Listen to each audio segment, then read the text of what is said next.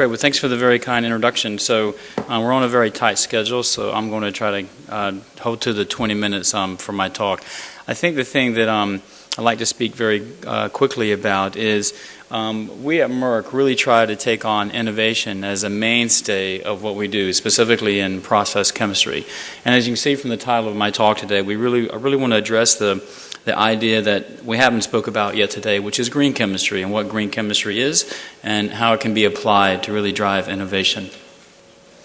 So what is green chemistry? And from the slide here very quickly, it's the design of chemical products and processes that reduce or eliminate the use and generation of hazardous substances, wastes, create inherent safer processes, and increase process efficiency. And it's really the three bottom lines of economics, cost, prevention, and then sustainability is what you can get from green chemistry with new processes.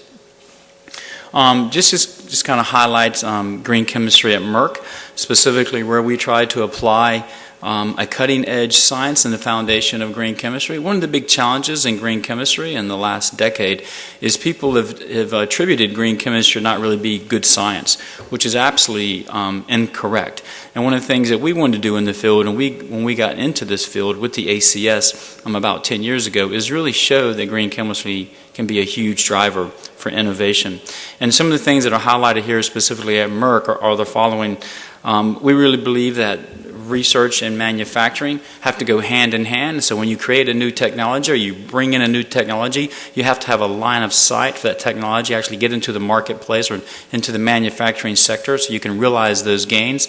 Also, we want to have those processes come in very early at the launch of a product so you can get those gains for the environmental benign part of the process and also the efficiencies of that process from a cost perspective to correlate into supporting the business model itself.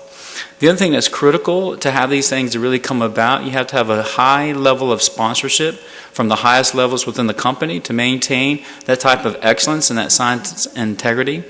And then finally, we really have to bring about relationships not only with government partnerships, which we've done throughout the U.S., but also with academic partnerships and try to leverage even also small industries in the private sector to bring to bear their innovative techniques into our research.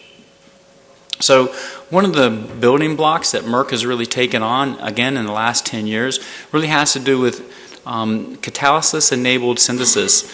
We have a really state-of-the-art facility that highlights in chemocatalysis and biocatalysis. This is a major initiative within process chemistry, and it's a centralized unit that we have in process chemistry. And then those expertise are actually leveraged across to go back into discovery chemistry. And then we leverage these by bringing partnerships from the outside, either academics. We have a great academic relationship now with Princeton and also with the University of Pennsylvania in the United States. And then we bring in collaborations from our partners in industry. And two of those companies which I'll speak about today, Salvias, which is a chiral catalyst company based in Switzerland, and then Codexis, which is based in California, which is an enzyme evolution company. I'll show how we bring those innovative industries into play to leverage our portfolio of products. So what I'm going to really speak to for the rest of the time today is a case study for the green design for acetagliptin, which is the active ingredient in Januvia. And a couple things to highlight. Januvia, sitagliptin phosphate is the active ingredient for Januvia. It's for the treatment of type 2 diabetes. It's the first DP4 inhibitor in its class, which is a new way to treat diabetes. And it's been shown to be a highly effective, efficacious treatment with minimum side effects. And one of the biggest side effects that exists for the treatment of diabetes is weight gain. Most medications that one takes to treat type 2 diabetes is concomitant with weight gain. And so one of the things that we've tried to do is create a new mechanism of action for treatment that obviates that side effect, which Januvia has done. There's no weight gain with Januvia. Also, one of the biggest problems for diabetics is continuity of therapy in that you see lower efficacy with time. So the drugs don't have very good durability. And we've shown very well so far that within 3 years or more than 3 years, our compound is quite durable, where you don't have to have added medications once you start on the treatment of Januvia, which has a tremendous asset into the field of diabetics. So as you can see from this chart, this is the prevalence of diabetes across the world. And similar to some of the panel discussion that we had this morning with the lady from Pure Mill, she also demonstrated the high incidence of diabetes that exists not only around the world, but a high prevalence in the Asian community. And it's something that we're very astute about, and it's something we really have to take on. So again, this map just shows you how it's really at epidemic proportions for diabetes. And an interesting fact, which I'm sure it doesn't correlate, if you look at the rise of fast food restaurants across the world, they track exactly with the rise of diabetes in every country, which is kind of an interesting fact. I'm not saying that fast food leads to the increase of diabetes, it's just an interesting fact. So this is a structure that I'm going to be talking about for the rest of my talk, and I'll definitely try to highlight the approach that we did in trying to make this molecule. Chris gave a great example of an overview of what we do in process chemistry and how we do drug development. So after a new molecule has been discovered in discovery, as Chris highlighted very easily, we then have to synthesize that material to support the early safety preclinical studies, and then we go into the clinical studies, in which each successive phase of the clinical study, from 1, 2, and 3, you have larger amounts of material. And then finally, you have to have a process that has the reproducibility, has the appropriate purity profile, that you can then market that at scale to pursue an NDA, a new drug application. So what I'm going to talk about today is just a highlight of the technology and innovation that we did to not only make this molecule, but how we challenged ourselves to take the level of innovation even higher than we had first disclosed. So this is the structure of Januvia, and as you can see, it's quite a simple molecule compared to the complex molecules that Chris just showed you. And very simply, you can do a retrosynthetic analysis where you liberate these two parts of the molecule, the beta amino acid moiety. I'm mostly going to speak about the synthesis of the beta amino acid. I'm going to do that because there's actually many molecules in the field of small scale chemistry and of small molecules that actually incorporate this modality.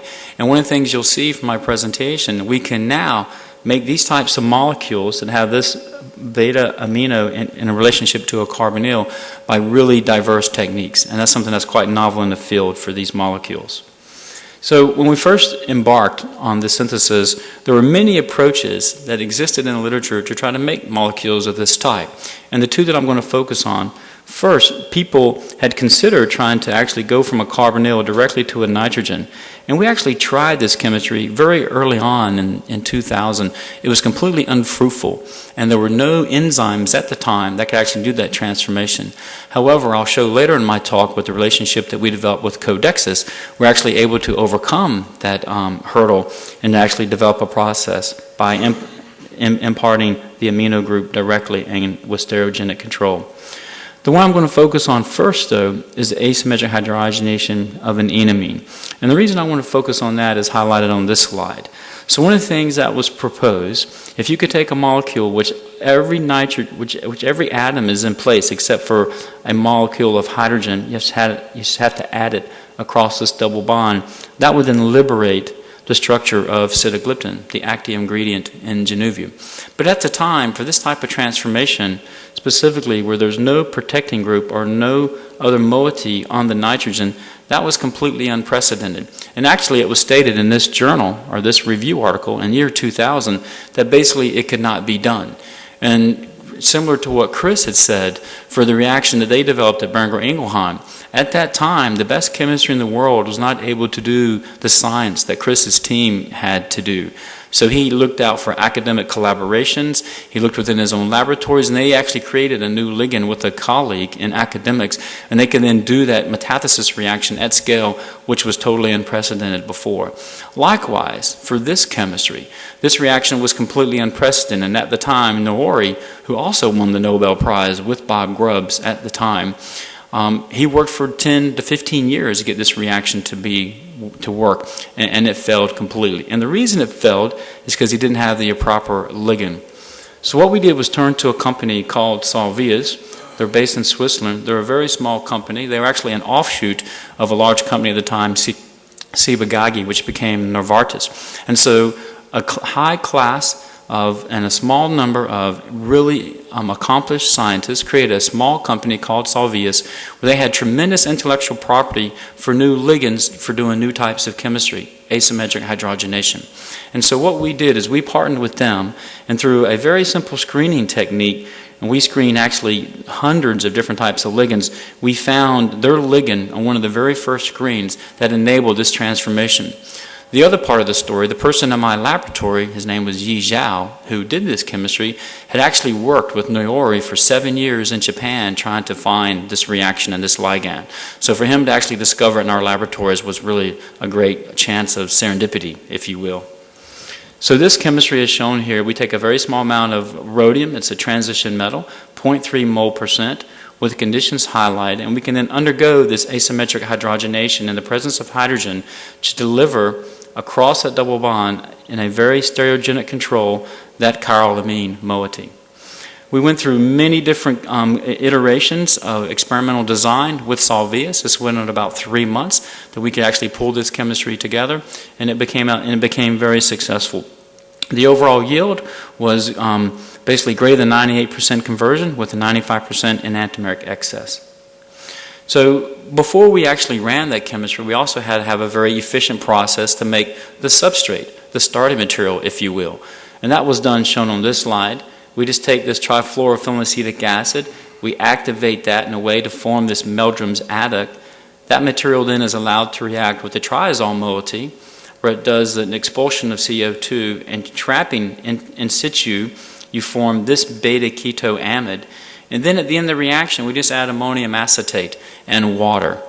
And as you add the ammonium acetate, you now form this enamine in situ. And when you add the water, this molecule crystallizes out. So you can do a complete through process. You just have one flask. You add each reagent, and you monitor that through NMR or HPLC or React-IR. And then what occurs is the final material just comes out of the solution as a crystalline solid with tremendously high purity, 98% assay yield, 82% yield from the starting material here, and it's greater than 99.6 weight purity. That is really critical for what's called an asymmetric hydrogenation, because in asymmetric hydrogenation, if you use small catalyst loading, any impurities can impede or stop the reaction. So having that high purity is critical for success.